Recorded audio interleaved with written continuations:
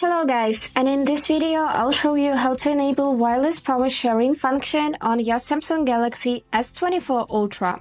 Let's get started, but first, don't forget to follow to see more useful content. So we need this function so we'll be able to charge another phone with the help of this S24 Ultra. And let me show you how to enable this feature. Just go in the settings first, and right here scroll till you see the battery tab. Click it, and now we need to find wireless power sharing option and also click it. And now we can set the battery limit first. For example, 30%, so the phone will stop charging when it reaches 30%.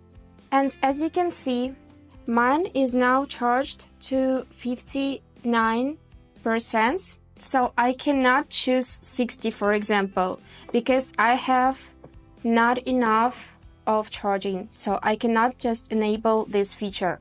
And let's change it to the 30. And now I can enable it.